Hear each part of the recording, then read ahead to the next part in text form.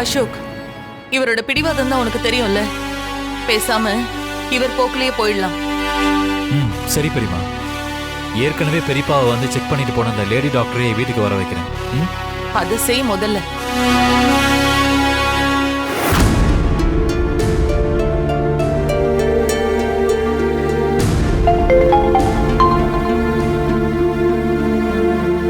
Hello, சொல்லுங்க Ashok. Doctor, ஒரு emergency. பெரியப்பாவுக்கு மறுபடியும் நெஞ்சு வலி வந்துடுச்சு. ஃபர்ஸ்ட் எய்டுக்கு நீங்க கொடுத்த டேப்லெட்டை பெரியப்பா சாப்பிட்ருக்காரு. நீங்க உடனே கிளம்பி வர முடியுமா? சாரி அசோக், இன்னும் கொஞ்ச நேரத்துல ஒரு மேஜர் சர்ஜரி இருக்கு. நான் ரொம்ப பிஸியா இருக்கேன். நீங்க அவரை ஹாஸ்பிட்டல் கூட்டிட்டு வாங்களேன். ஒரு நிமிஷம் மேடம். பெரியப்பா, அன்னைக்கு வந்த டாக்டர் ரொம்ப பிஸியா இருக்காங்களாம். நம்ம ஹாஸ்பிட்டலுக்கே போயிடலாமா? ஏண்டா திரும்ப திரும்ப என்ன தொந்தரவு பண்ற? என் மனசு உனக்கு புரியலையா?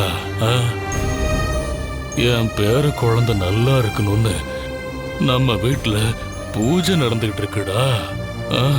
இந்த நேரத்துல நான் ஹாஸ்பிட்டல் கிளம்பணுமா? என்னால பூஜை நிக்கணுமா? என் உயிரை விட இந்த வீட்டு வாரிசு தான் எனக்கு முக்கியம். நான் ஹாஸ்பிட்டலுக்கு வர மாட்டேன்.